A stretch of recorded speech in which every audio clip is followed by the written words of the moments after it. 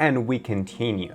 So today we're going to talk about which moves you can train together, which you shouldn't actually, and just focus on one. You have 3 rest days between each one. The equal training is about combination, the best pair, because you're gonna train balance and power in the same time. Hey calisthenics community, it's Artem from Calisthenics School with a new format which you liked a lot, and we continue.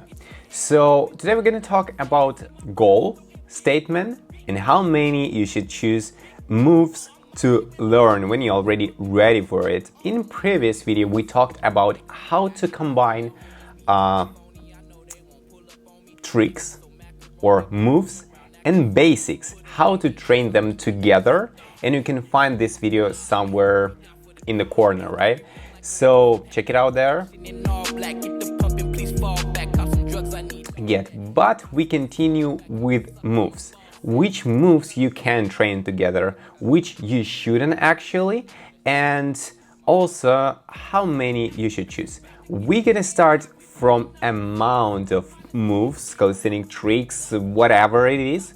And actually, I always advise you to take 2 or 3 maximum moves together. Why? Because when you train moves, it should be really consistent work and you should train really often. And if you take more and focus on more moves, it isn't gonna be helpful, because you should spread your attention, because you should make more rest between each one, because you know every day, for example, you train 1, and if you have 4, you will like 4 moves, you have 3 rest days between each one, the equal training. And that's not going to be helpful, because you won't train your neuromuscular connection, right? So that's the first statement. The second one is focus on technique. You can be focused on technique if you train all the moves, even if they are spread in a days, or if you train it in one day. You won't be consistent, you won't be focusing on your technique, you just can't be everywhere in the same time, right? So that's why better avoid this amount of enormous amount of moves and just focus on 1, 2 or 3, maximum 3 moves. Alright, let's move on. And the second statement I want to say to you and I want to share with you, and it's just my opinion, my thoughts, is about combination.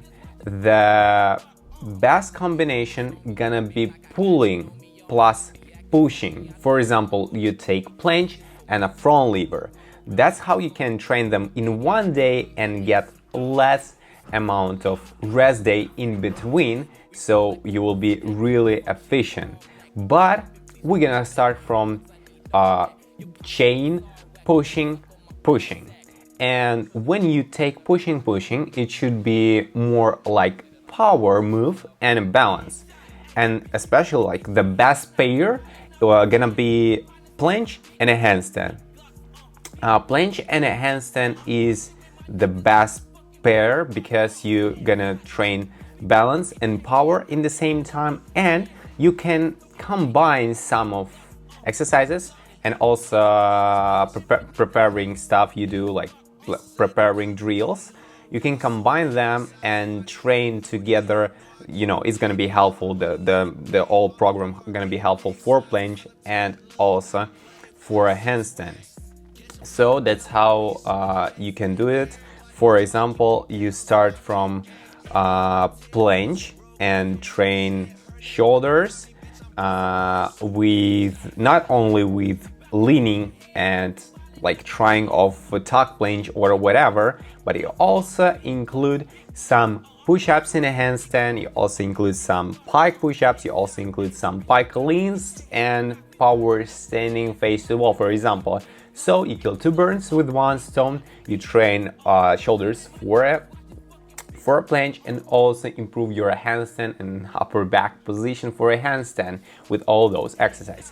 But I advise you to put handstand on the first place, because if you're gonna train planche with all the power moves in the beginning before a handstand, your shoulder is gonna be stiff, you can be open with your shoulders in the end of training, and your technique will be worse.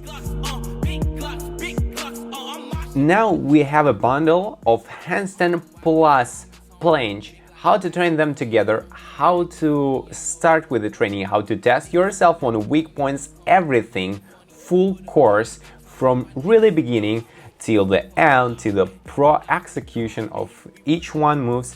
So everything with a really nice discount, like 30% or so, everything in the description. But we moving on.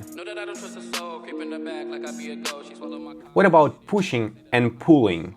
You can combine them, as I already said, but let's get C pairs, which gonna be the best in my opinion. Front lever and planche, they are good together, but you should keep in mind that when you train such a high intensity moves in static, you can be really how to say, stressed, as I can say like that, and that's why you should have more rest. But we know that the less rest you have between, the better you train your neuromuscular connection, the better progress you have in all the moves. So what you should do? You should choose a little bit different way.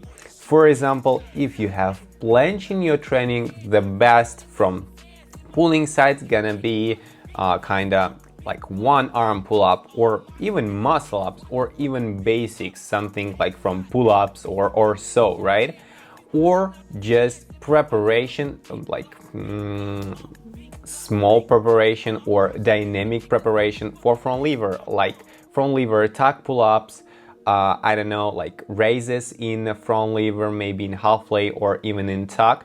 So combine static with dynamic anyways, even if you have pulling and pushing tricks together. So that's the best advice, I think. And if it was helpful for you, don't forget to subscribe, thumbs up, everything like usual, and see you in the next video. And yeah, train smart, be strong. As always, this advice from Calisthenics School and from me.